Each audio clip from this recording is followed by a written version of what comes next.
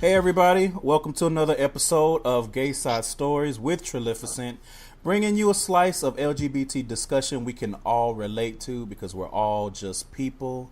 As always, you guys check out GaysideStories.com for more information. You can interact with me on social media. I'm at GaysideStories on Twitter, Instagram, and Facebook, thegaysidestories.tumblr.com or gaysidestories@gmail.com. Make sure you guys are subscribing to the show. You can find it on SoundCloud, iTunes, Google Play Music, TuneIn, Acast, Stitcher, pretty much everywhere where you plug up to listen to podcasts. You can probably find this one, and if not, let me know. I'll get it there. Do me a favor and make sure you guys are leaving some comments and rating and all of that good stuff. Sharing with people help make the podcast grow and reach a bigger audience. Moving on, this week I have a special guest. Special guest, why don't you introduce yourself? Yeah, I'm sorry. Did you say at the beginning of the show that this was a gay podcast? Is that what you said? You're gay? Oh, here we go with the bullshit. Uh, I am gay adjacent, okay? I am a non-practicing gay. This is well known on the Twitterverse and on the internets in general. I am a see, non-practicing gay. see, my management didn't tell me all of this. I ain't with that gay stuff. I'm just playing, y'all. What's up? This is DJ Sir Daniel. How's everybody doing? All right? You good? You good? Okay, great. Sisters, y'all all right? Y'all all right? Kovefe, everybody. Kovefe. That's it. That's it. All right. I appreciate you for joining me. So glad that you were able to come and have this conversation with me. So let's go ahead and get the show started, yeah? Absolutely, and I'm thankful to be a part of this, and I'm really proud of what you've been working on, man. Oh, you can't see right now, but I just turned into like a starry-eyed GIF. Oh, you proud of me? Oh my god! Oh my goodness! No. Yes. All right, so the first segment is going to be the school and life segment. You guys know this segment is where I usually just highlight one or two quick things that help me get through the past week because I don't have to tell anybody. Sometimes there's a struggle out here. We live in Trump's America, and any little thing that you can grab onto that will help you get from one week to the next should be celebrated, right? Absolutely. So, my school and life this week is, drum roll, Brr. it is my motherfucking birthday. Oh, That's shoot. right. My birthday, ladies and gentlemen, and everyone else, is on Friday. So, June 9th, this coming Okay. Friday, is my birthday. I will be 33 whole African, well, not even African American, just black, because I ain't from Africa. Just black, years old, and really that's what I've been focusing on for the Hell past week, yeah. trying to get through this week. This week has been trying every follicle of my edges, but I am holding on because it is my goddamn birthday on Friday, and I'm gonna see my Congratulations. friends, and we're gonna eat, and I don't know what else, but I'm looking forward to it. You With should. that being said, if you're feeling generous, I accept nudes. Wait a minute now, I'm just because gonna put that out there for listeners. I accept nudes as a gift, cash, real gifts if you're feeling generous. Um, all of a sudden, this just turned into an A for A ad. no, no, no, no, no, no, no, no. You like generous friends and No, generous no, no, men. no, no, no. Because an A for A ad, you have to give a service. Well, you're supposed to anyway, unless you're a scammer. You're supposed to give a service for the generous quote unquote donations. Oh well, aren't we all scammers? Just a little bit. You speak for yourself. It's my birthday. I get a pass. I don't know who told you. Somebody done told you wrong. Okay. But no, on a Well, serious note, mhm. a great gift would be if you guys just reposted and shared links to the show. Share it in your Facebook groups, on Twitter, do a post on Instagram, all of that good stuff. That would be a huge present for me and for the show, and I would really appreciate it, all jokes aside. Absolutely. Well, congratulations. Happy early birthday. Well, I don't know. You know, Happy early birthday. It's my I'm glad birthday. to have this moment with you, and I pray that on the ninth you get all the gifts that you want, and maybe some, some strippers clapping in your face, Oh and my. a Oh little. my. Yeah, absolutely. You deserve it. You deserve. I deserve. Indeed. So, do you have a school in life? What helped you get through this past week? You know what? It's quite simple. Um, what I've learned is that being able to saying no, listening to your gut and saying no is quite all right, and Yes, it's possible, indeed. and it's possibly the best thing you can do for yourself. There Yes. was a situation where I could have taken part in a work related event, and it just wasn't sounding fun. And they messed around and said, well, if you don't want to participate, you can use some vacation time. And guess what I did? I used vacation time because I did not want to be a part of it. I just didn't feel like it was going to be a good time for me. So I said, you know what? It's okay for me to say no, and I'm not going to have any second thoughts about it or feel guilty about saying no and taking care of myself. Listen, And so that's no what I decided. Is a complete is a sentence. complete fucking sentence. Don't know how many, and it's a complete sentence at work. It's a complete sentence at home, Hmm. on the freeway, in the grocery store, wherever you are. When the word no comes out of your mouth, it is complete. Nothing else needs to be said. That's it. And I am a proponent of saying no at work. Fuck y'all. No, I'm here to make my money and go home. All the extra. Now, fuck them for making you use PTO to get out of it. But at least you have Hey, the option. that's right. And you know what? It'll build back up again. It's not that big a deal. True, true, true. See, I know that's why I like you because you level headed. I can fuck with that. You gotta be. You don't get Yeah, this old not being level headed. not this old. We're not gonna do Hmm. that. And you know what? And as an added birthday present, there will be no Gemini slander during this podcast either. Oh, I didn't know that was gonna be on the table because I can just I can just end the call. You just with the press of this button, bloop, you're gone. Let me say this. If you have ill will in your heart towards Gemini, I promise you from the bottom of my Trillificent ass heart that I do not care. Your two hearts, don't forget. Because whoever hurt you is not me.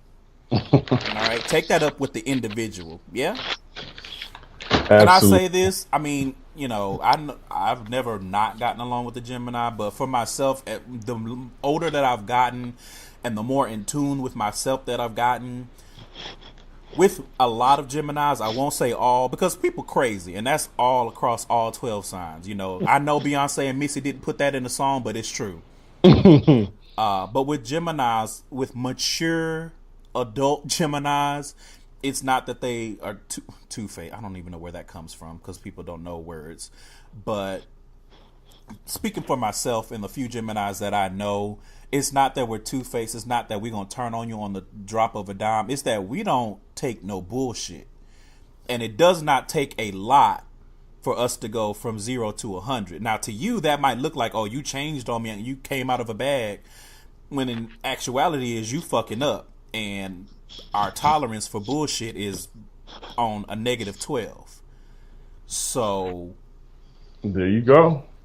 I always ask this question when people are like, "Oh, Gemini's are evil," and blah blah blah blah blah. I'm like, what did you do to that Gemini? What did you Listen, say? one of my best friends is a Gemini, Come and on, come through. he knows he's crazy, but we've been able to manage that crazy in the nearly 20 years of friendship that we've had, so it's all See, good. it can't be all bad. It's people married to Gem. Like, y'all calm down. The It's jokes are not that manageable. funny. It's manageable. If you're gonna have a Gemini joke, at least be funny and original. I will laugh at a funny and original Gemini joke. But if Right. you come be like, oh, I know you two faced here, let me get you another set of chapstick for your other set of lips for your other. Shut up. That shit's not Womp funny. womp. It's not funny. All right, so let's move on. This week I am actually introducing a new segment. I call it the Come Quick because we are going to come through this stuff real quick. Amen. Now that's odd because usually people don't like, quickness. Well, I mean, maybe you talking about people who like have sex and stuff. I don't do all that. Again, I am a non-practicing gay. I don't know how else to say it. But with that being said, and we're just going to go through a few current event things that are happening that is weighing on our spirits. That we have some words for. Now, this probably is not going to be an every week thing because I don't always pay attention or always have something to say about things that are going on in the world, because there are tons of podcasts that will give you the ins, the outs, the beginning, the omega, the alpha, everything that you need, and wrap it up real nicely. So I don't feel the need to do that unless it's just weighing on my heart. All right. So I have a few. If you want to go through these with me, DJ. The first one, really, I don't have anything to say to this. I'm just gonna say this: fuck Bill Maher and everybody trying to defend him. I'm tired of the whole tasteless jokes and people have said this. Your tasteless jokes that punch down are just not funny, and if you can't do better as a comedian, then you need to get the fuck. And that's all I have to say about it, because, like I said, this has been analyzed all kinds of ways. You got Orlando Bloom not Orlando Bloom. Oof, Jesus. You got Orlando. Jesus. Orlando. What did I do? I ain't did nothing. You got Orlando Jones about to bust a goddamn blood vessel in his head going off on the internet, and it's too much. So that's all I have to say about that. You have anything? As far as Bill Maher is concerned, Bill Maher has been treading dangerously for a long time. So, I mean, it was bound to catch up with him. But as we saw within the way that he's been handled and the way, say, Kathy Griffin has been handled is actually quite eye-opening, and it's on par for the way the U.S. society handles things differently between men and women, True. Especially... and even between white men and people of color, anybody disenfranchised. You're a white man in this country, you still have the ultimate privilege, and that's what it all boils down to. Yep. I mean, if making a house nigga joke on TV and retaining your job is not proof of that privilege, then I don't know what is. And you know who I really blame for that? I blame Superhead. Karen Superhead, what's her last name? Stephens, I believe. Is she still with us? She's still here. I think she's out in LA somewhere, and she might be married now, if I'm not mistaken. Wasn't she gonna marry like Eddie from Family Matters or something? I don't know. I feel like that was a thing at one point. But her and along with a few other quote unquote black Barbies have been gassing Bill's head for many years, and I think he thought he had a pass to say that. So it's like, listen, I don't care if you do date, white people, just let them know that there is not an automatic pass that they get because they're dating you, a person of color. Right. That's your responsibility. Check them. Yes, rein that bullshit in. All right, the next one is, and I actually just saw this not too long before we started recording. Mm-hmm. Betsy DeVos, with her bozo ass, has now basically said that it's not the education department's job to protect LGBTQ students. Basically saying it's not up to that federal entity to protect these students against discrimination. And it's just like, do you just not give a fuck about people getting an education and being able to contribute to society? Like, what do you think that the education department, what do you think it's for? It's not just for you to come in and make some money. Well, here's the thing. A wise woman once said, Betsy DeVos, you have no credibility. None whatsoever. And I really just don't take anything she says seriously. I mean, we need to take it seriously, but there needs to be, hopefully there's people within that realm that she works in that is there to challenge her every single step of the way. Because when you come from, her perspective on life has been completely skewed. She's lived a very privileged life. And so for her to try and make decisions for the rest of the country that, the 98% of the rest of the country that has lived on a different side of the railroad tracks than she has is completely ludicrous. And it's like, is there no one around her? There's no one there to check her. There's no one. I think that's the main problem. There's nobody there to hold people accountable Yeah, that's in these positions. that's the Nobody to problem with this check. whole government right now. The Everybody's system of checks and balances is failing is off, badly. completely off. All we got is Maxine Waters, and we have to protect her and lift her up as much as we can. My only thing with the whole Betsy DeVos thing, I mean, her in general is just what is it? The gall of white people to experience the things that she's experienced, being booed and being barcaded from schools like it's fucking Lean on Me, Morgan Freeman in there with a baseball bat and shit and chains, he ready. Mm-hmm. And to still just power forward and just keep on doing shit that you know is gonna piss people off. I'm like, what is that? It's you know what it is. It's quintessential whiteness. I mean, beyond that, I know that. Aside from that, there's a thing that I call the disease to be right. I think there's a lot of people that are suffering from it. It's just this disease and this need to be right all the time, regardless of if the facts are in front of you in black and white. Is living and breathing in front of you. You want to be right so bad that you'll endanger the lives of other people and endanger your own life just so you can be right. And it's crazy because, Congress has been lighting her ass on fire, but she be like, whatever, I'm still going to do what I want to do. Fuck you. Anyway, real quick, Bill Cosby, I don't care. He can ride a power scooter to hell. Is it a power scooter, though? A power scooter. Are we talking about a hover round, or are we talking about the slower brands that you find in Walmart? Whichever one. Whichever one. Whichever one gets in there. Plug it up, charge that battery, and scoot his ass right into the fiery depths. Oh, wow. The last story, again, I just saw this today on Yahoo News. United Airlines is in some shit yet again. Ah, damn. So apparently there was a supervisor at George Bush International Airport, which is here in Houston, and he was trying to take a violinist's instrument from her.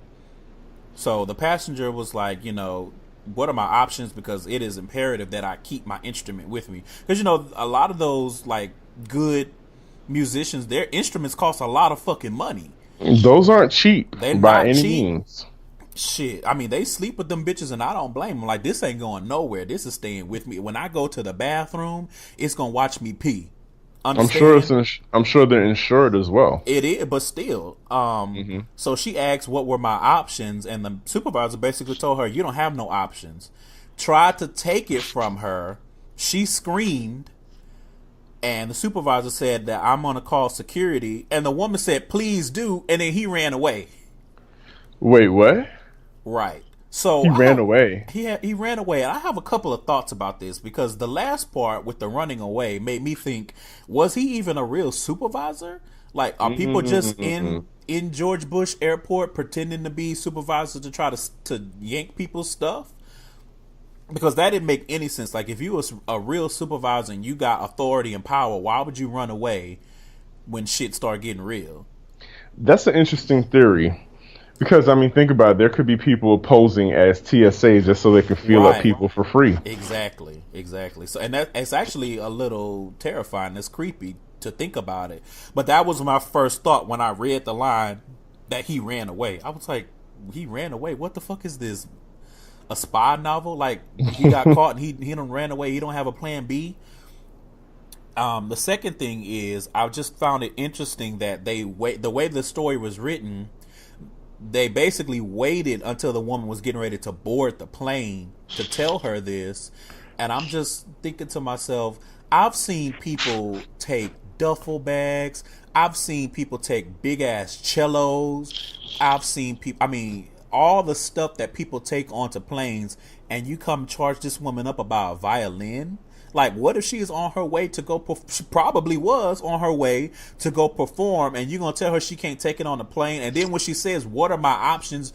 you didn't offer to check it or do anything to make sure that it's going to be safe and get to the next donation, the next destination. You tell her she don't have no options and you're going to take it from her?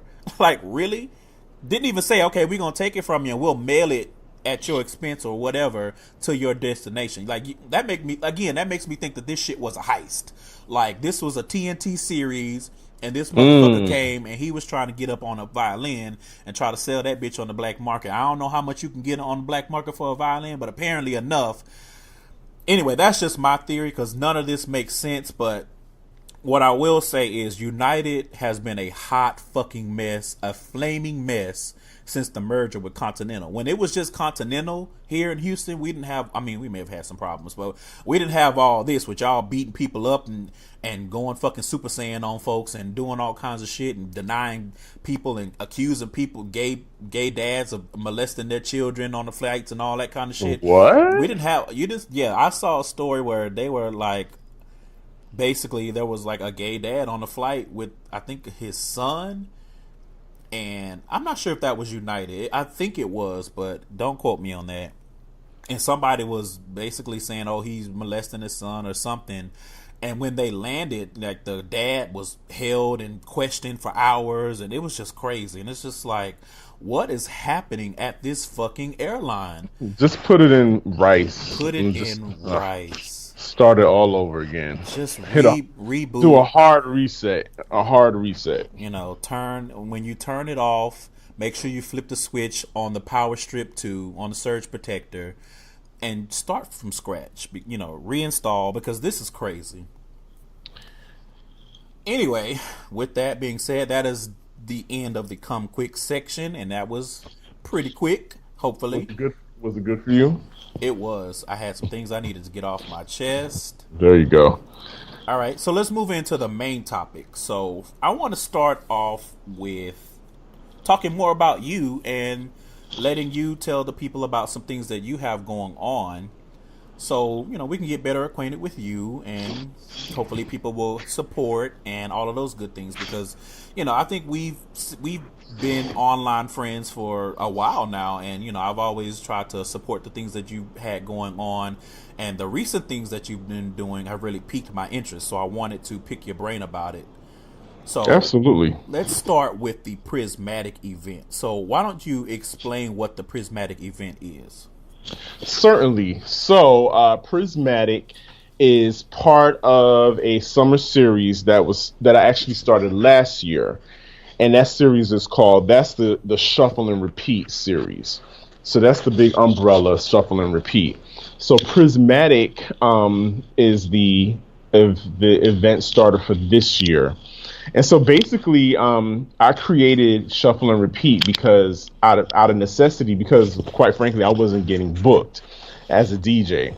You know, everybody's a DJ down here, and, you know, most people hire people that they already know or, you know, that they're used to, and for their particular clubs, events, so on and so forth. Okay. So I decided out of necessity, I wanted to create an event so that I can, you know, pretty much play what I wanted to play, celebrate what I wanted to celebrate. And because it actually started because I think of myself as a keeper of the culture. Mm-hmm. And so June is Black Music Month. And so to celebrate Black Music Month, I started Shuffle and Repeat.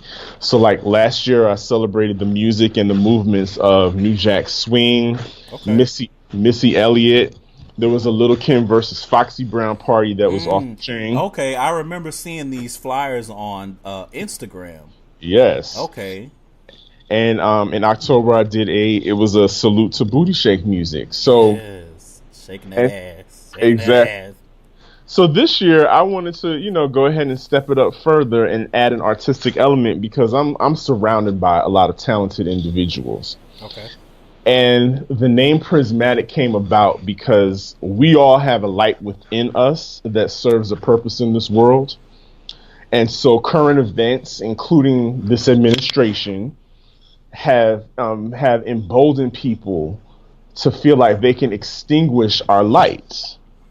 And I'm speaking about Black men in particular, you know, from the various public killings of all these Black men to the school to prison pipeline. These are all um, systematic things put in place in our country to actually kill us, to dampen our senses, to like I said, to extinguish the light that is within us, because all of us have some type of purpose in this world. All right. So what I wanted to do, like I said, for black men in particular, I wanted to give us a platform to showcase our beauty and our contributions to this world.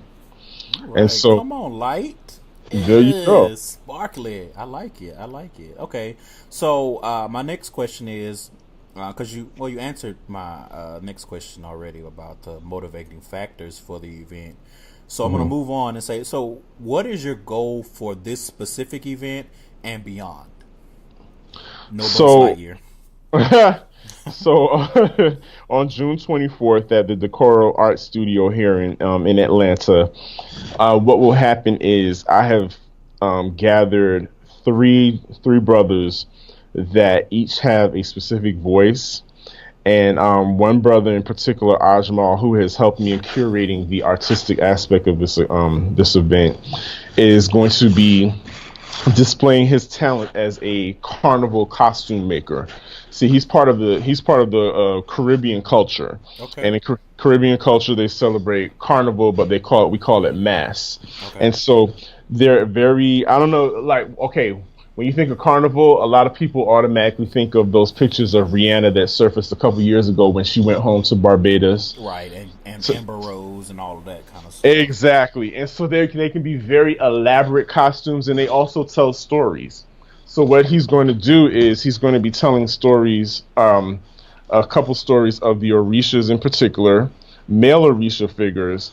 And so you're going to get a little bit of the diaspora. You're going to get some background into who we are culturally, as far as the Orishas are concerned, because a lot of people don't accept that part of our culture because, they think that it's voodoo and it's witchcraft, but it's not. It's actually very beautiful, and it's very uplifting when you see it. And so there's going to be that celebration. There's another brother by the name of Ron Shirley II, who is a very talented singer and songwriter here in Atlanta, and he's on the come up, and he's worked on a very beautiful music video entitled "A Guy Like Me," and the message is wonderful. It's pretty to look at, and it's just going to be a really nice celebration of young black men, especially the carefree, what we like to call the carefree black boys. Right. Okay. Okay. And then, so beyond that, and Chris Barker, I can't forget Chris. Chris is another friend of mine. He's also a very talented graphic designer, as well as a photo editor for his own magazine. He actually put together an exhibit that was shown down in Miami as part of. It wasn't part of Art Basel, but it was Art Basel adjacent, which is a very wonderful art event that takes place in Miami. His exhibit is so beautiful. I cannot wait for everybody to see it. And I'm just so proud of these guys coming together and supporting me. I wanted also to celebrate the music of Pharrell, because what I do with each and every shuffle and repeat party, I pinpoint an artist or a movement in black music that needs to be celebrated. Okay. Pharrell is the epitome of black boy magic and black boy joy, carefree black boys, whatever you want to call it. He is the epitome of that. And so it all melds together for this whole formula here of Prismatic. And it's just going to be a great and awesome event to come to. The atmosphere is it's really, I can't wait for you guys to see it. Yeah, it sounds good. I mean, you got music, you got art, and you got vocal. I mean, gays are gonna get their goddamn life, because you done gave them everything. That you give them a little booty shake, give them something to see, and a vocal to please their ears. Woo! Come on, trifecta. Exactly. And so beyond the 24th, what I wanted to do is I want to create a legacy and possibly make this an annual event. because this could very well be the platform for some young artist out there, Mm-hmm. or whether he's a graphic artist, a visual artist, or a singer songwriter, to have this platform because his voice is not necessarily welcomed or heard all the Right, time. right. That is awesome. So you kind of answered my next question a little, but I'm still going to ask to see what else you have in the pipeline. So, Hmm. what other events can the public look forward to from you? Do you have anything else that you have on the back burner that you might be able to talk about? Because I know sometimes when you have things going on, you can't really describe it. But if you have anything, let us know. Right. Well, like you said, I'm cooking right now, Yes, come on, and simmer. it's simmering right now, and I'm like that, that auntie. If you come in the kitchen and you try to pick up the pot, I'm gonna swat your hand real quick because it's not quite done yet, and Greens that's ain't on. done. Greens They're ain't not done. done. But once the venue is secure, it's going to be a really dope concept that I really think people are going to enjoy, and it's definitely going to happen this coming Pride. So whenever Pride rolls around, I want the shuffle and repeat parties to be extra dope and extra festive. Hmm. So this one, I'm think I'm really stepping up here and stepping out of my comfort zone and trying to make a nice memorable event for everybody. So just stay tuned. You'll hear about it quite soon, as soon as the ink dries on the dotted line. That's awesome. And actually, I think you answered my last question too about the types of art that you were into and wanted to promote under the Prismatic umbrella. I did, yeah. There are a lot of there's a lot of photographers here. There's a lot of people who are on Instagram every day. I see a lot of young people that are very talented painters. Yeah. The things that they do with freehand drawing, and not even just the typical paint and brush type of art. There's a lot of people that are taking non-traditional materials and making really beautiful things, and I think all of that needs to be celebrated. What I've found is that within in dark times like these, this is when art is most important, because this art can heal all of us. It can bring joy to us and make us forget what's going on down at Pennsylvania Avenue for just a little bit, and it can unite us. These are stories that need to be told. So I'm Absolutely. I'm here for it. I'm here for the photographers, for the artists, the writers, people that write books. I'm so Yes. I'm so excited about. There's a lot of people that I know that are writing books and coming out with books, and it's just a really exciting time. And I think we all need to celebrate and uplift everybody that's trying to do something positive with their life. Absolutely. So you guys hear that? All of you painters and writers and photographers, keep an eye out. You never know what might happen. I mean, not just what DJ Sir Daniel is doing in Atlanta, but just look around because you never know if someone is doing something similar in your area. So be on the lookout for that. Keep creating your art, keep promoting it, putting it on the internet and everything. We see it, we appreciate it. Cause People I are know I watching. can't draw for shit, but I appreciate you who can draw. I don't have an eye for photography, but I appreciate those who do. So I Eh, think that this is awesome, and anything where we are celebrating each other rather than tearing each other down. I know that's kind of cliche, but in these times, I mean, with everybody having a fight, it's just like you wake up with a fight in your heart and in your spirit because you just never know if you're gonna be tried, and it's not like it was, when our parents or grandparents were fighting, but it's our own version of it, and to see the regression of what is happening on Pennsylvania Avenue and what these bitches are toting and what they are about and what they are forcing down the country's throat. I agree with you. It is absolutely imperative that we celebrate these things. We don't let the creativity die, and we celebrate it and we embrace it, and we just we get our lives to. Absolutely. And can I also say, and that means, so if you want to support somebody, that means don't ask them for a discount. Oh You shit. know, pay. If this is somebody's life, they're painting, they're taking photo. You're hiring them to take pictures at your event. Pay that photographer. that's a lot of equipment. That's a lot of editing. That's a lot of photoshopping because you're not that cute. So somebody has to make you look good in these pictures. Pay that person. Pay your pussy bill. That too, but No, in all honesty, I mean, yes. because I think I was going to tweet this earlier because I was just like, do people really go to people that they know or their friends and expect handouts and discounts for the things that they're trying to do? Like, that's crazy to me. You absolutely should be supporting your friends. Let your friend offer you the discount. If they want to give you a discount, they will. Because I'm the kind of person, if I see my friend doing something that I'm going to support, I have my debit card in my hand. Like, where do I swipe? And I'm always surprised when they're like, no, let me go ahead and give you these coins because rent due, light bill due, and you need to eat. So don't go into situations with your hand out when someone is trying to build something. You're supposed to be trying to help them build. If you don't have the cash, if you don't have the money for it, then just help them spread the word and help them grow. But retweet them. Right. But don't repost. Go into it with expecting to get something because that's fucked up. Like, if you were doing something, if you are spray painting bitches on a shirt, you don't want your friend coming and say, well, let me have it for $2 and you're going to charge everybody else $20. No, you're going to want your full money because you put your work, you put your hard effort into that. So you need to extend that courtesy to whoever you are patronizing. Absolutely, and it's not for nothing. Do you ask Miss Knowles Carter whether or not you can get a discount on your tickets to any of her tours when she comes to your town? I mean, come on. You don't.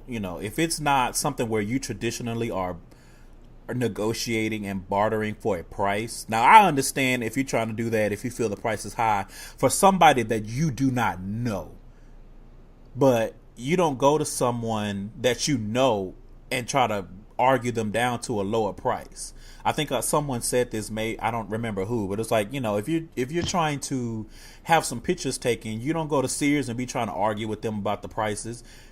You put your baby in the damn thing and you try to make them smile and you pay the damn fee and you take your ass home. You're not in there being like, well, I only got $70, but I need $150 worth of photos. That's not how life works. You don't do that to businesses and corporations. Don't do that to your friends. And if you do that to businesses and corporations, I mean, kudos to you for getting over, I guess. But don't bring that shit to your friends or people that you know that need your support to get off the ground. Everybody is not a big corporation. They can't afford to be working for free, especially not for your bitch ass. Pay what you owe. Well, eloquently said, my friend. With that being said, I want to talk now a little bit about the Shuffle and Repeat podcast. So what's the story on that?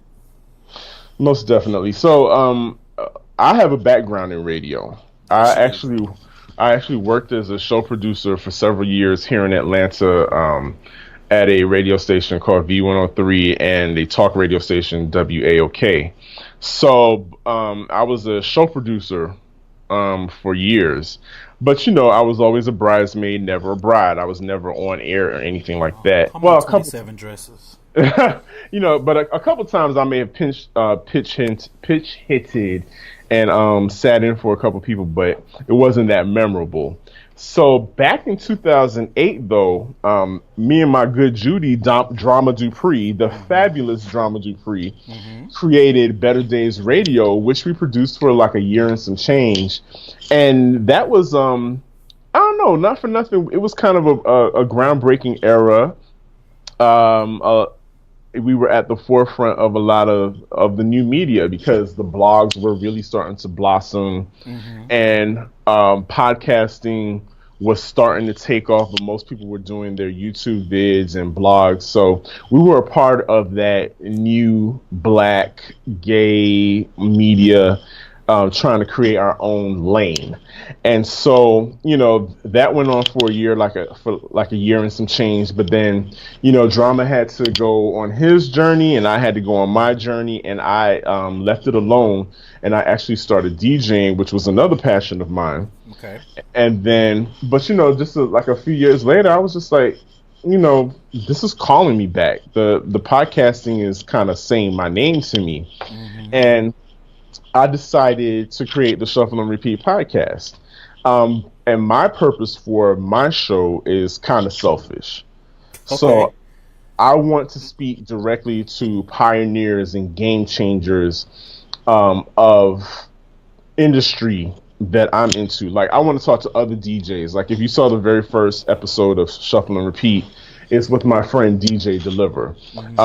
Because I love and respect what DJs do, and people that are creating their own movements. I always want to talk to them.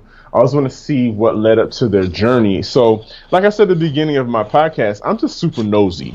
I just want to hear, I want to hear your stories. I want to hear, how you came to be in this business and what brought you here, and just pick your brain for your knowledge and just honor you. I really want to honor you in your journey, your struggles, whatever it took for you to get here, because I don't know, I've just always been the type of person to where I like to hear how things begin. I love a good origin story. All right. That's why Wonder Woman is so popular. I think it was a really great origin story. And people like to see where people start out from. What was the spark in their life that changed them? Because a lot of us are in places right now because of a particular moment in our life. And if you can pinpoint that moment, you can actually trace the trajectory from their life to the point that they are now. And it's always a very interesting journey, whether it's good or bad. It's all interesting. And I think all of us have stories that need to be told. And one day I'm going to sit across from you and interview you, Trillificent, Oh my goodness. about Woo-hoo! coming up in them H-Town streets, Listen. sliding on them slabs, and whatever it is that you did to come up. I want to hear about that, because everybody deserves to have their story told. And there's some people more than others that aren't getting their stories told that I want to talk to. And that's just the basis of my podcast. All right, so you guys make sure that you check that out. We'll tell you how to find it a little bit later in the show. I appreciate that. I was going to ask you to talk about your vision for it, but I think you already hit all of the points. Did I? Okay. Well, Okay. as long as I'm thorough. So, piggybacking on that, let's segue into the next thing. I want to talk a little bit about queers in media, because since we've been talking about media, so I just have a few things that we can talk about. So the first thing is, what so far is your favorite kind of queer media? Like movies, or if there's some music, comics, anything that you've come across. What really does it for you? Right now, the top two, because those are the main ones. Right now, I hate to sound cliche, but RuPaul's Drag Race is number one for me. Okay. And I picked RuPaul's Drag Race because it's not lost on me the impact that this black man is having on our nation. This show went from, the art of drag has been, queer people of color have been revolutionizing the art of drag for years, Right. for centuries. And so now that we have another black man who's damn near 7 feet tall, who has not only taken the art of drag and put it in front of us, but he's also revolutionizing the way that that it's being marketed, that people are getting paid off of it now more than ever. Yes, launching careers. Careers are being launched, legacies are being launched. People are creating records, and are on iTunes and making albums, and Going on comedy tours and going all on kinds of stuff. tours. Listen, that kind of stuff was not happening before. The way the cloud of a drag queen was, how many tips she got at the end of her lip sync performance in the club, and whether or not her kids had to come help her sweep them off the stage, kind of thing. Right. But now it's beyond that. It's, especially with social media now, people can be a star from whatever part of the country, whatever corner in the country you are. And we have RuPaul Charles to thank for that. And I think people really need to stand up and applaud that man for making this happen. And the next media outlet that I really enjoy, I really enjoy The Read. Okay. As far as podcasts are concerned, I really enjoy The Read. I enjoy Kid Fury. I've followed his career from the beginnings of the blog. If I'm not mistaken, I think Drama and I actually interviewed him on the show eons ago when he had the blog. Okay. So yeah, I'm just happy to see him and Crystal's, take this meteoric flight and just can be completely unabashed about what they say and have no filter. The fact that he's able to spin off and have his comic, go on his comedy tour, it's really inspiring, and it does my heart a lot of good. So I'm very happy to see that representation in the media for us. And now I just thought of something. I have there's queer adjacent people, shows that I like. And these guys, they're not even gay, but I just appreciate their sensibility. Like Jesus and Miro, those two are my favorite right now. Like their show on Vice, and Viceland has a lot of programming that is gay friendly. So yeah, I've heard about it. Yeah. Okay, so for me, I don't have much. I've actually been trying to consume more. Okay. But we'll talk about that a little later. So I would say I have a two-parter. My favorite queer movie is a movie called Shelter. It's not a movie for people of color. Okay. But, okay. I'm going to get into that in a minute. But the movie is basically, I guess, a coming of age story, which, surprise, surprise, groundbreaking. I know, but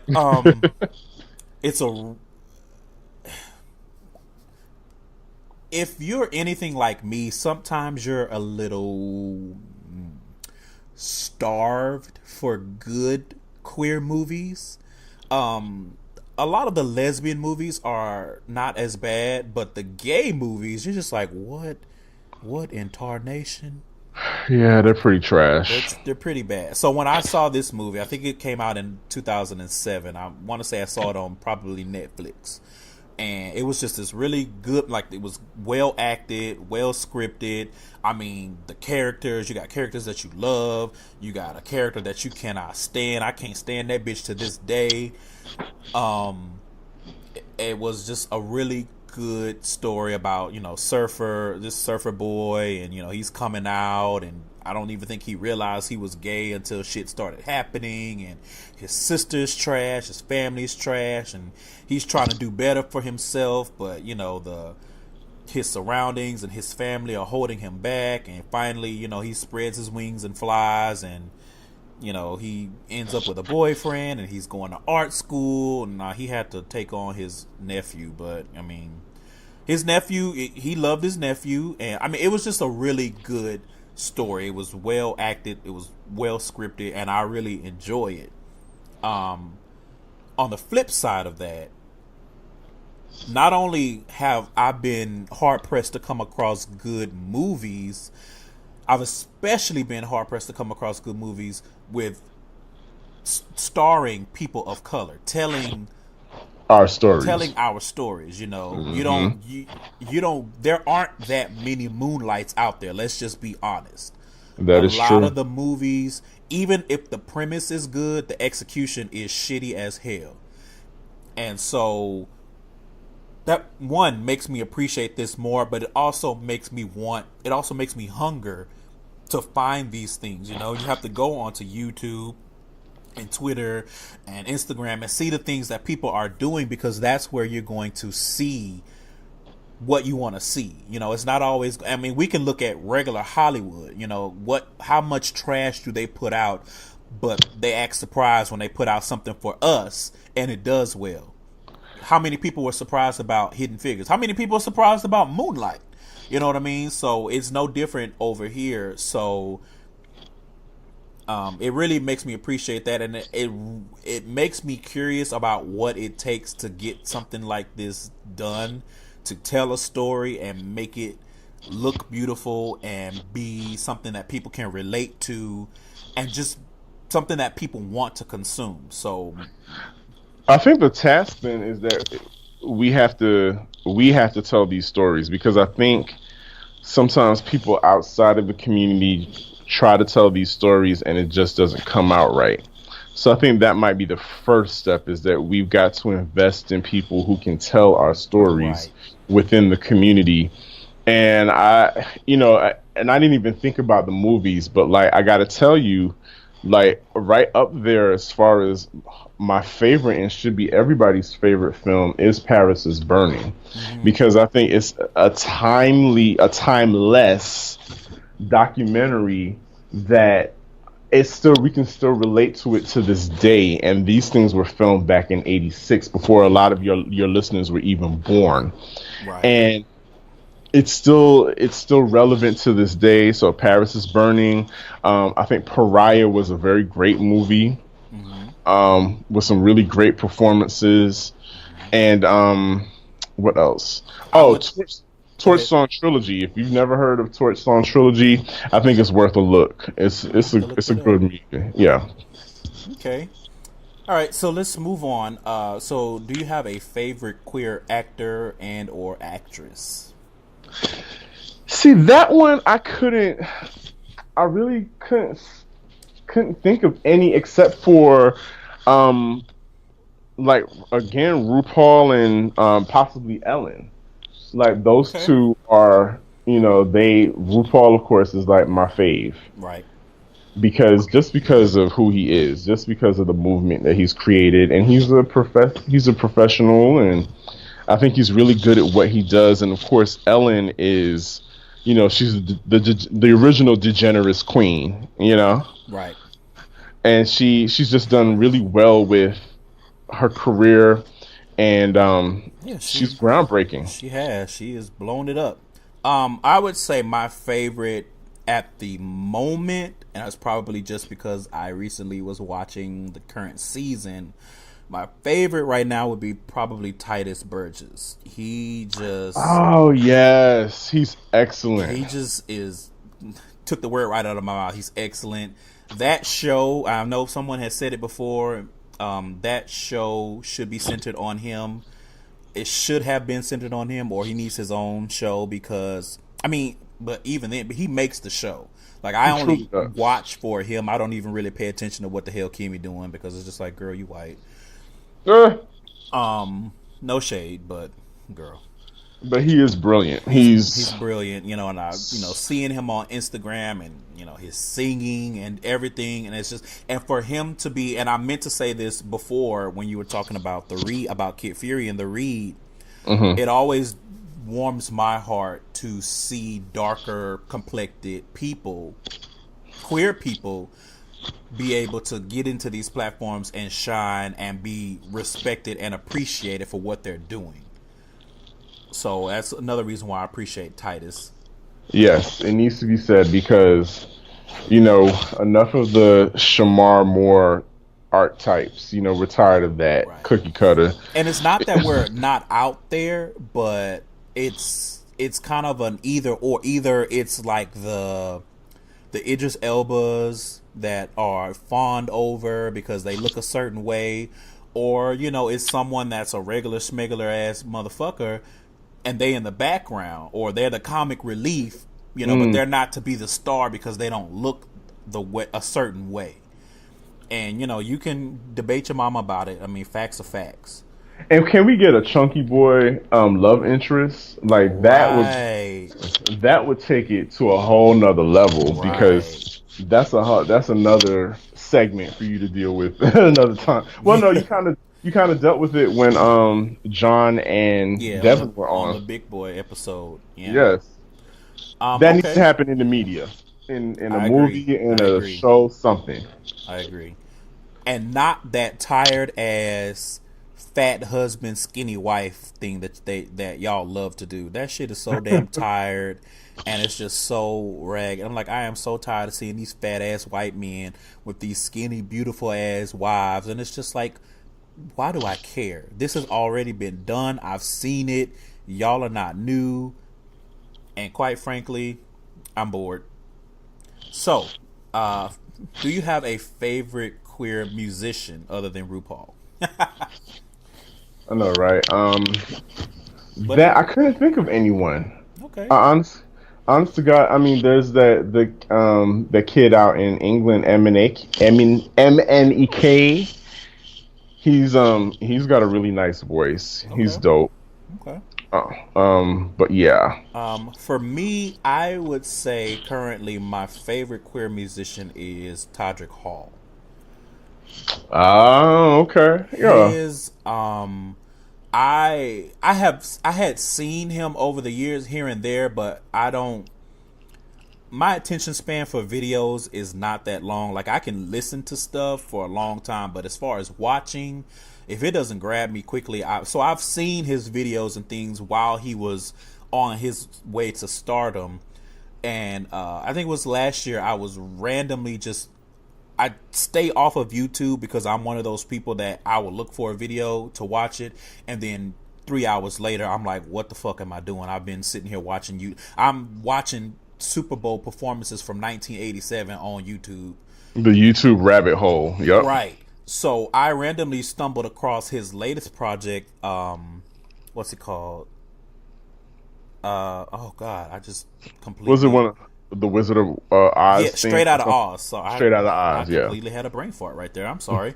Yeah, I stumbled across Straight Out of Oz. I watched the whole visual album on YouTube, and I was just blown away. Not because number one, I didn't even know he could sing the way he was, but just the vision, and it was beautiful, and the story that he was telling, getting to see more about his background, but having it done in such an artistic way, it just really resonated with me. And some of the songs really resonated with me. He has a song called Over the Rainbow that just took me down to the ground, and the songs that Amber Riley did, so it was just a very beautiful project. And then he went on tour, so then I was looking on YouTube for tour clips, and he sings and he dances down, like choreographs his ass off, and so I would He's say, definitely a force to be reckoned with. right. So right now he's my favorite queer musician. All right, so I think we touched on this a little bit, but we can go ahead and expand. I want to talk about the mediums where you feel like we need more representation, and what kind. So let's start specifically with movies. And when I say representation, I mean, like we were saying, real representation, not just being the token gay or queer character, not having your queerness thrown into the story for no real reason, and then not really adding anything other than to say, hey, we got a queer person too, we like y'all too. And it's just like, I mean, this doesn't really do anything. It's like, I'm not, for example, and someone said this on Twitter, I think it may have been Plain Old Cam that said it.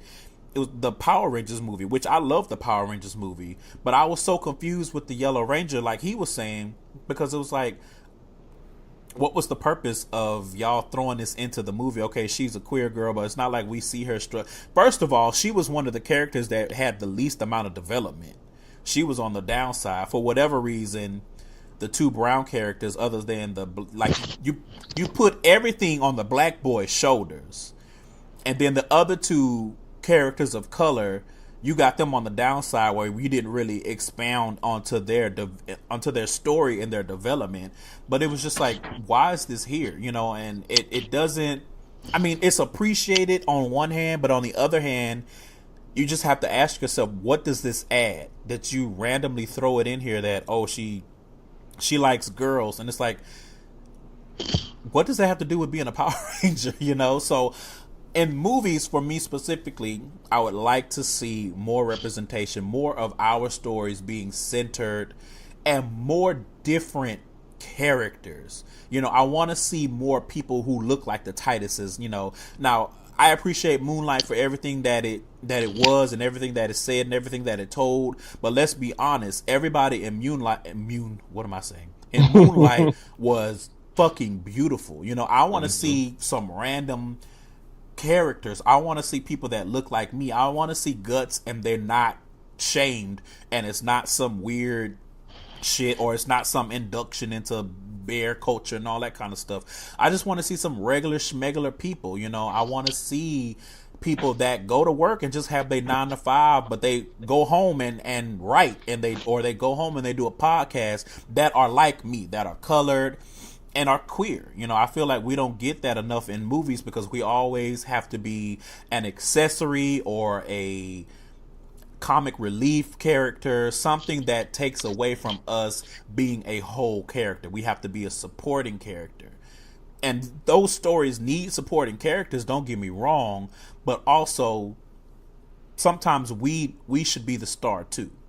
Because we go through a lot of shit. We have stories that should be told, or not even just stories that, you know, one thing that I would say I try to support Laverne Cox and the things that she does is because she's a trans actress, and that's not something that you see that often, and that's something that I want to see. I want to see more different kinds of people leading story. It doesn't even have to be a gay story. Let it, you know, it's not like queer people can't play straight. I mean, most of us played straight for a couple of years, you know what I'm saying? Exactly. So I would like to see more of that in the movies. What about you as far as movies go?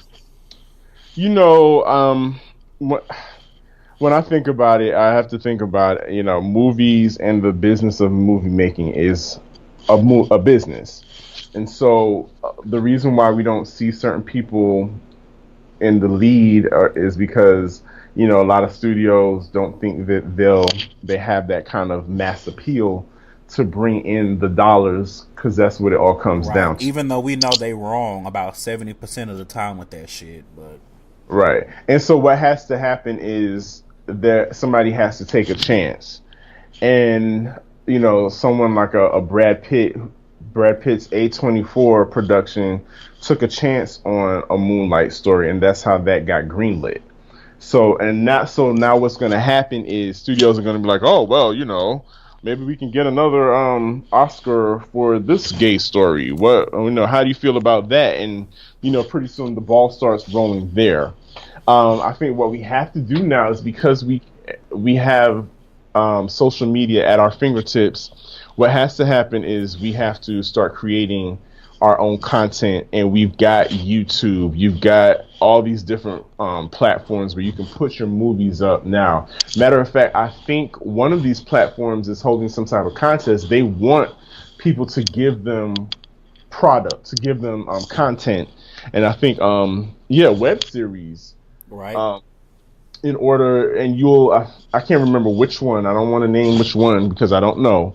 But one of them is looking for content. So those of you out there that are writers and have fully fleshed out and developed your screenwriting and your scripts, you know, make it happen. Get your friends together, film it, put it up there on YouTube, put it up there on whatever platform you have. Snapchat it, put it on your Instagram stories, because those are the kind of things now that get people's attention, and before you know it, you'll be the next Issa. Right. I mean, look at it. You know, the whole Lupita and Rihanna thing is happening. So if it can happen for that, it can happen for us. We just have number one, we have to support each other, and I don't want to get into that other than just saying we need to support each other. Right. And not make everything about how the people look or all that kind of stuff. Like, we just need to support what is happening, what people are trying to do. So I spoke on this a little bit already, but what representation do you feel we need as far as TV goes? Because I already said, you know, not being an accessory. And when I say an accessory, I'm talking about like your reality TV and stuff like that, where it's like, okay, here's a queer character and they just kind of here to throw shade or whatever, you know. I mean, right. No shade to them. Get a coin. I'm all for get a coin, get a coin, get a coin, get a coin. All right, rub them together and make more. But at the same time, I don't want that to be the only thing. Is, always being the ancillary character, always being in the background, always only being there for a scene or two. Everybody laugh, you get some iconic gifts from it, and then that's it. And Yeah, go ahead. quite honestly, I think the real power, if you ask me, is that we need more of us as producers, writers, Yes. showrunners, the people that write the checks, that sign off on the stuff, write the scripts. I think we need more. We need more Shondas than we need more Shawnee O'Neills. You know what I'm saying? Right. I was just about to say that. Like, that would be everything if we had like a queer version of Shonda, or because I don't know her truth. Someone in Shonda's position that is pumping out queer content. Right. And let me say this: as far as content is concerned, I think she's done a wonderful job of weaving in stories without making it like being inclusive. very, very inclusive, and it's just matter of fact. Right. It after a while, I think after the initial shock of seeing Cyrus kissing his piece of trade on screen, and we're not even gonna get into Cyrus and whatever he is doing to these young men that got them crawling up the wall and doing double backflips and shit. Power is an aphrodisiac. Keep that in mind. But to his credit, and this is what I was talking about, like, his sexuality is a part of his character, but it's not a defining factor. Like, most of the time when I'm watching Scandal, when they not pissing me off, I'm watching Scandal and I don't even think about the fact that he is a queer man like I am, because quite honestly, the rest of his characteristics far outseed his queerness. Exactly. But it's good to see that, and it's good that it's there. And she doesn't let you forget it. All the shit that he got going on. He got Tom, old crazy killer ass. He mad, and his little box is sad that he ain't getting no more Cyrus, and it's just he turned it into a fatal attraction. It's a lot going on, but I wholeheartedly agree that there needs to be more queer people of color in those positions that are not just on screen. It's behind the scenes. That's where the real power is. Exactly. Okay, and the last one I had was books specifically, and I chose books because I have not come across too many books, and it may just be because my research skills are trash, but I haven't come across too many books with queer people being the center. And when I say that specifically, I'm talking about like more more fiction, sci-fi, and fantasy and stuff like that. Like, even the few that I've seen, and they've told it as this is a queer story or queer book, and then you read it and it's like, okay, but it's the woman is the center character, right? And the queerness is just is something that she has to deal with, or some kind of way it's a burden on her. And I don't, I'm not talking about the what are some of the writers' names? I'm having trouble. Like your Elin Harris. Yeah, like your Elin Harris's, and I'm not talking about those. Okay. Those are good, but I mean in different realms. You know what I mean? Like, not just telling stories. I mean, I would like to see more sci-fi stuff, more fantasy stuff with queer characters. I feel like that are not comic books, and even comic books. I mean, we have to fight and shit, and then somebody comes out as queer, and everybody's ready to burn their damn house down, and it's like, okay, these are fake characters. You need to calm yourself down. I personally would like to see that, and I am flirting with the idea of trying to produce my own thing, and I'm gonna leave it at that for now. But I just wanted to say that because I don't want to make it seem like I'm just on this soapbox and like, we need more representation here, we need it here, we need it there, and I'm not actually doing anything or adding to it beyond this podcast. I mean, there's plenty of podcasts out there, but you have to be the change that you want to see, right? So exactly. I do have an idea that I want to try to flesh out. So that's why I brought up books specifically, and genre specific. Let me put it that way. So if you have any other medium or if you have something to add to the books, please go ahead. Actually, I do not. However, I know I do have a friend that is actually he's written books, and I think he's on his way to creating um, some form of. I'm not sure if it's going to be a podcast or if it's going to be a book. I think it should be a book as well. But those are things that I think are on the horizon. I think there's a Black Nerds Facebook group that I somehow got to be a part of, and there are quite a few authors out there, and they just need, I guess they need that push. I think if Yeah. you're out there, let us know about it. Now, you have Trillificent here, you have Shuffle and Repeat, the podcast. There are platforms that are willing to talk to you and help to put a spotlight on your product and your movement. So let us know Absolutely. about it, because clearly here we're sitting trying to figure out, who's out there writing, queer people of color centered fiction fantasy right now, and Right. and we're hard pressed to find it. And I think it's out there. I think they're putting Mm-hmm. it together. We just need to know about it. We just need to be put on. It's like, come on with the come on. Let us know. Right. And to just to punctuate what I was saying, the book idea and that whole avenue is the reason why I started doing the short stories, to just kind of force myself to get out of my laziness and get out of my head, and Mm, all of those stories that play over and over in my head every night. I was like, I need to start getting them down on paper. So it's practice, but it's also something that helps me, helps get something out there, because right. I want to leave that footprint. And see, it's funny you mentioned that. A friend of mine who is a writer, he's a journalist, was talking to another friend who is in the middle of writing a book. The same friend of mine that I was talking about, he's in the middle of writing a book, and they were talking about how Toni Morris says that her characters continue to talk to her, regardless of if like the first book was written. Those Hmm. characters still have stories to tell, and they come to her and they said that we've still got stories to tell. And so, if they're still Right. doing that, and they're probably doing it to you, Mr. Trillificent, Oh they're yeah, keep they they're swim in come my head. They be like, woo, and I'm like, girl, I'm right. trying to sleep. They want that. That means that you need to put. It needs you to drag out your laptop and start clacking away on them keys like Kermit the Frog, and tell their story, or else they're never going to leave you. And they probably have something really brilliant to share with mankind. So I believe that.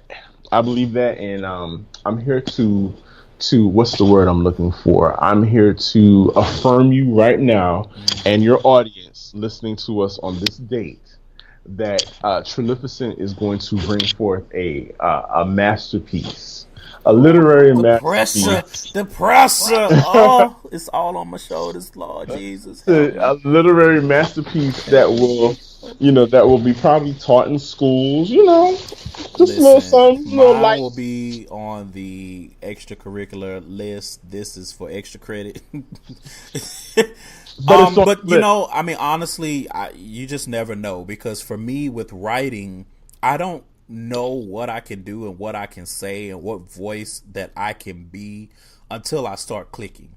Like, There it I is. struggle with ideas, but once I start clicking and clacking and typing very fast, shout out to Kia from the Getting Grown podcast. When I start typing very fast, that's when the stuff just starts flowing, and those voices, they start speaking through my fingers. So that is a shout out to anyone who's doing anything. Like, if you paint, if you like photography, like we were saying before, let those voices speak through you. Do it and put it out there and tell people about it, and let's share and let's celebrate each other. And don't be afraid. I think that's fear And is that's been a big one the too. the main thing that keeps us from realizing our full potential. Last year I was afraid to start Shuffle and Repeat, because I thought I was that guy that never threw parties because I was afraid nobody would show up. And you know, my partner, my boyfriend, he's the one that encouraged me and said, "Listen, people like what you do, and you'll be surprised. People, if you just put it out there, you'll be surprised how many people will respond to it. Right. And thank you to him, thank you, Mr. Cornegay, for that.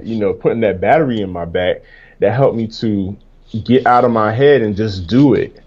And you'll be surprised at who's going to be there to support you. Listen, I had to do a crowdfunding for Prismatic. And I'm still accepting donations, by the way. Yes. If you'd like to donate, Yes. If you got a spare coin in your purse, go ahead and slide it on over to the Prismatic event. please do.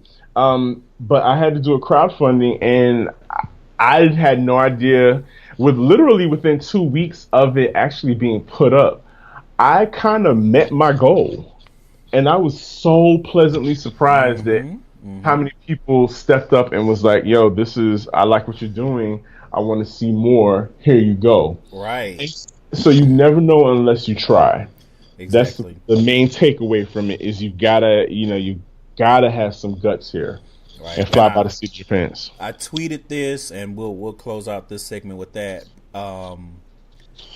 Shout out to everyone who is taking that leap of faith. Starting those podcasts or those blogs, writing the books, writing the scripts, making the movies, making the web series. Like, shout out to everyone who is doing it.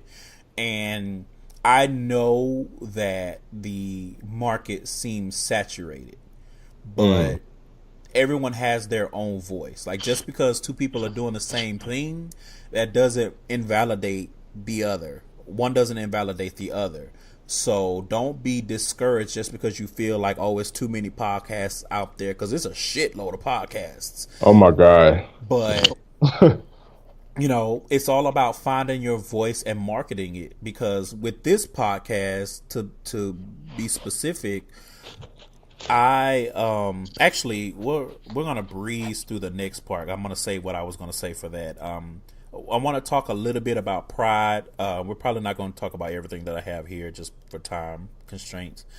But I want to say, in honor of Pride Month, so what are some ways that you choose to exhibit pride? Hmm. So whenever I hear about that and I get asked about that, sometimes like I think most black men of color, black men that are identify as gay or queer or whatever. Mm-hmm. When you hear pride, sometimes you automatically think of our white counterparts, and the celebration of pride. But to me, pride is an innate feeling, that you feel that you can exist in peace and not feel attacked for the package that you arrived in. So I think whenever I show up, that's pride. And Hello. showing affection to my friends publicly. There was a time when a group of black men got together that were gay would get together in public, and there was all kinds of codes and things that you weren't going to do when you got together in public. But nowadays I'm seeing that that's not happening anymore. We're not afraid to hug each other and embrace each other publicly, to kiss each other or whatever, or to show forms of affection to each other.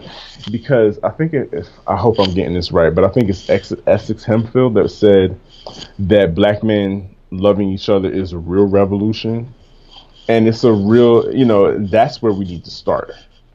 To me, so that's how I show pride. Okay. All right. I have a couple. So one way that I choose to exhibit my pride is really just standing in my truth and not trying to hide my sexuality. I'm just me. Like, I don't come out and just be like, "Hey, I'm gay." But if someone asks me, I'm also not going to lie. Right. Just because, some spaces, I don't like people in my business, period. So, like, if I'm at work or something, I don't talk about. I try not to speak to people at work, period. But if I can help it, I'm the one at work with my headphones in, and I'm usually listening to podcasts or music.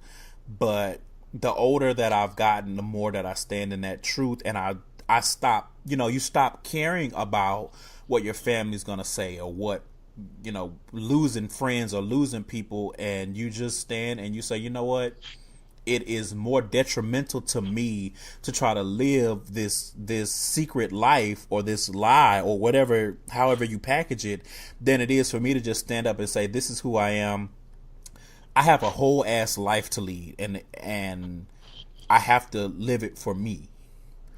Another way that I chose to exhibit pride is actually this podcast with the name and everything. And I was like, when I had my co-host at the time, and it's like, I want to have a podcast that is specifically, it's not a podcast that has gay people on it.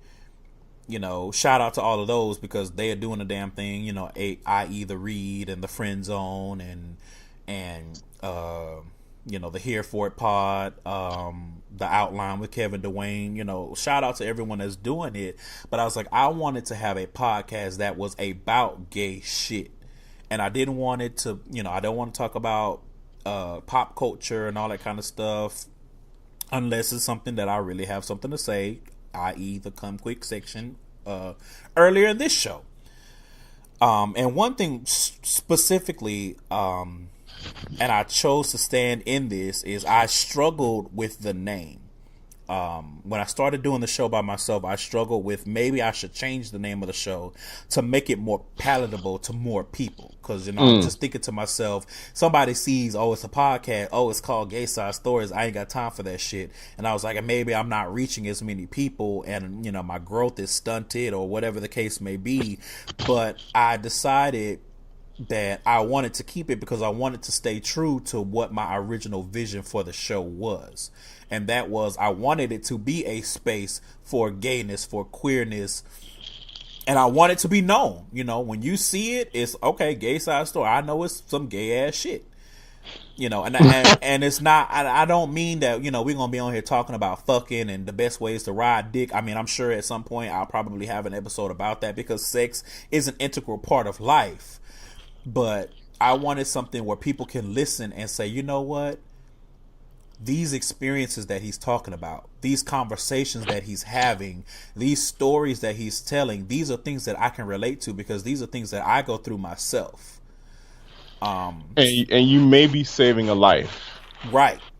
Whenever I get discouraged about doing this show and all the things that go with it, I always think to myself, you never know who's listening. It only takes one listen, and you never know what you're giving that person. And I don't just mean, it takes one listen as far as, success. I feel like what's going to be is going to be. But you never know who might hear this story, who might hear this show and hear a story, like the stories that we were telling before, when my friend was in that abusive relationship, or was dealing with someone who was on drugs, or, the stuff that I dealt with my family. You never know who might listen and who might take something from it. Mm-hmm. So, those are some ways that I show pride. I think I may do something like this, every show this month in order of pride. So let's move on. Let's close the show out. We're going to move on to the queer query. Wait. One thing, I'm sorry, I need to correct myself. Okay. I quoted "Black men loving black men is the revolutionary act of the '80s." That was Joseph Beam that said that. Okay. I will get dragged if I did not correct that. That was Joseph Beam said "Black men loving black men is the revolutionary act." Got it. And it's still true to this day. It is. Shout out to all of the black men out there loving black men. All right, let's wrap it up. So with my guests, as I said before, I usually like to do a little question segment at the end, just to give the listeners a little bit insight of how you think and things like that. So I finally found a name for it. So I'm calling it the Queer Query. So question 1, and I tailored these to you because you're a DJ. Well, one of the questions anyway. So the first question is, if you could DJ a party, any party, what kind would it be, and who would you want to be in attendance? All right, so I would like to DJ. Everybody knows that I like golden era hip hop, so it would be a golden era type of party, and all my idols would be there in attendance. Like your Salt and Peppers, your Kid and Plays. I'm talking, Kwame's, people there that I could pay, because I'd like to pay homage to them. And I'd like people just, to have a really good time rocking out to that music that really colored my existence and my love for the music. Okay. For me, I would say it would probably be a 90s party or maybe like a early 2000s party. Those are hot. That's hot too. The main celebrities I would want to be there are Beyonce and Michael Jackson, and that's just because I want to watch them interact. Like see, you got to pay attention to what you're doing in the booth. You trying to look and see what they're doing out on the sideline. Well, I know, but I'm observing, and I'm thinking a party. I'm not going to be the only DJ there, so there'll be other DJs and everything. So I'll get a break, and I just want to see them interact, because I always think about that story that Puff Daddy or P Diddy or Schmitty or whatever he calling himself these days. You know what? That he told about having that party, and Michael Jackson showed up and was like, "Where's Beyonce?"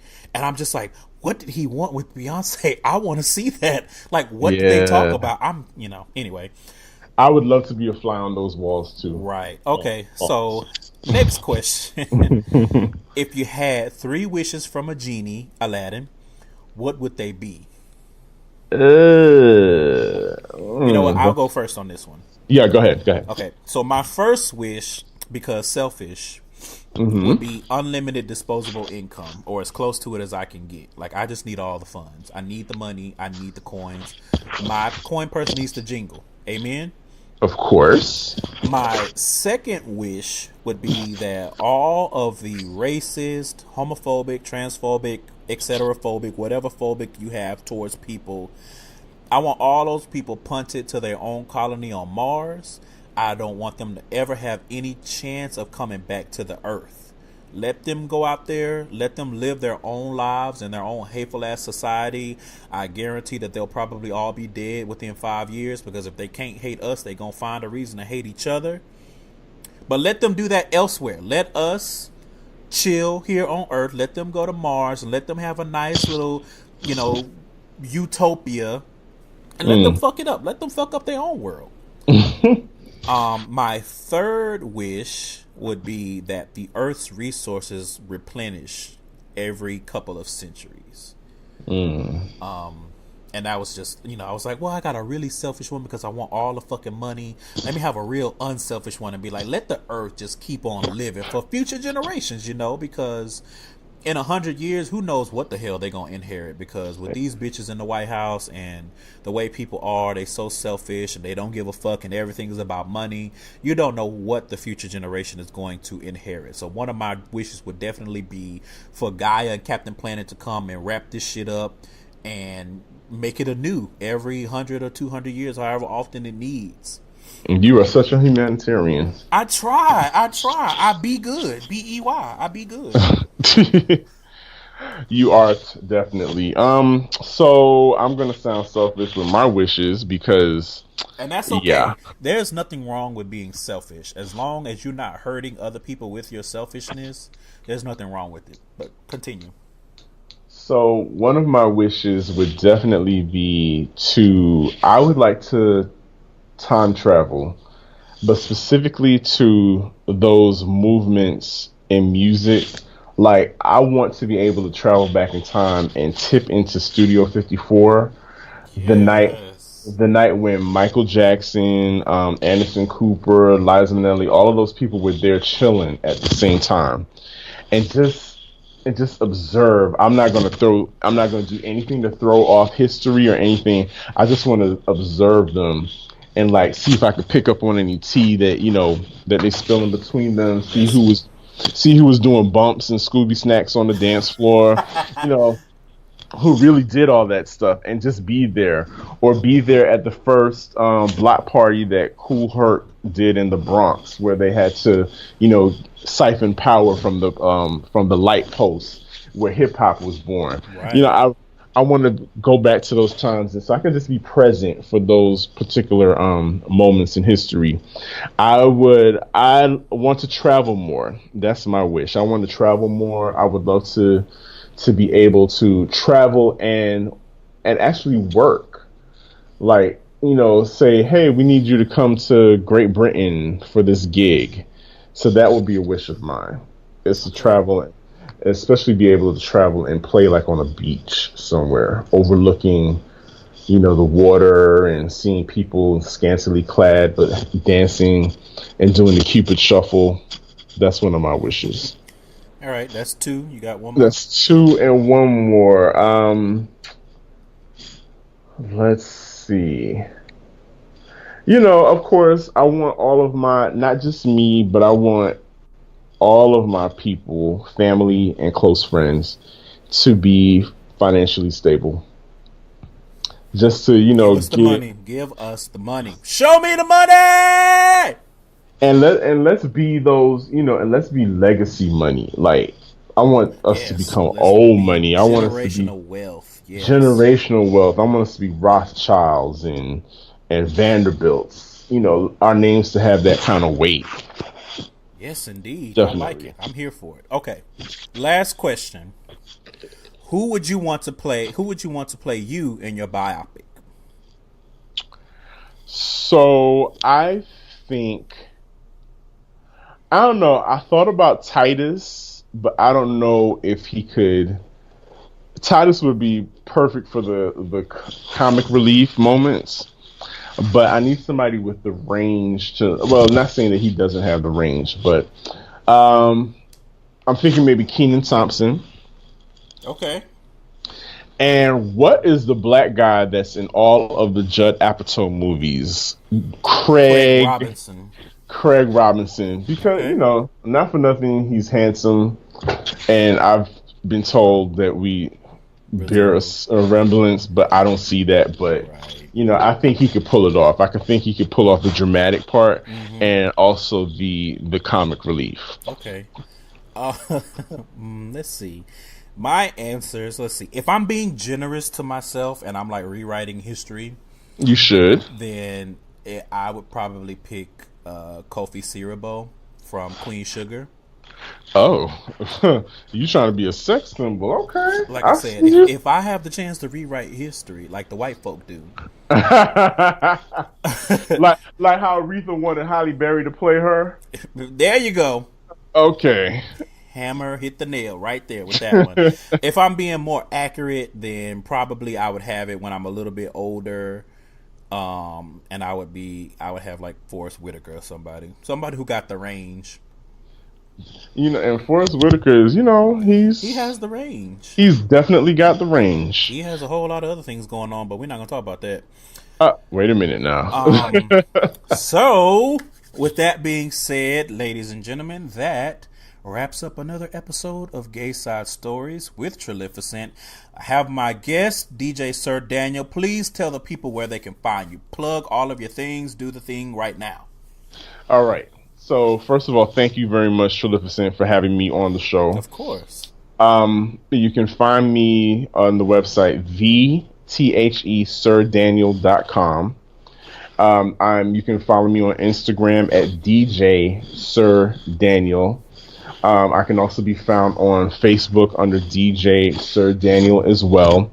If you would like to support Prismatic, if you can't be there in person, but you would like to support it, please, by all means, go to Indiegogo.com and type in Shuffle and Repeat, and it will take you to the fundraiser. And or you can also purchase tickets. Like I said, all of the information, like my links and everything, will be on those platforms, on Instagram, Facebook, and our website, of how you can purchase tickets or you can make your donation to the cause. And just keep looking. Shuffle and Repeat, the podcast. I'm on SoundCloud, iTunes, Stitcher, and Google Play.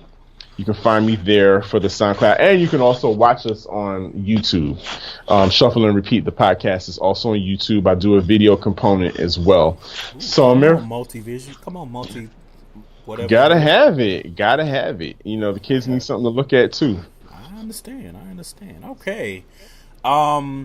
Again, you guys, make sure you are checking out the Sounds of the Stories playlist on SoundCloud. The Gayside short stories. I should have some new short stories maybe next week. I'm not gonna make any promises because it's my motherfucking birthday this weekend. With that being said, again, I do accept nudes. Oh. All of those good things for gifts. You know, I have an Amazon wish list if you're feeling it particularly generous. But again, you know, if you guys want to give me a gift, just share this podcast with someone, retweet a link, post on your Instagram, post it on your Facebook, all of that kind of good stuff. And I will appreciate and love you forever. Again, DJ Sir Daniel, thank you so much for taking time out of your schedule to be on this show. I appreciate you. This conversation was amazing. Like, I'm very, very happy about it.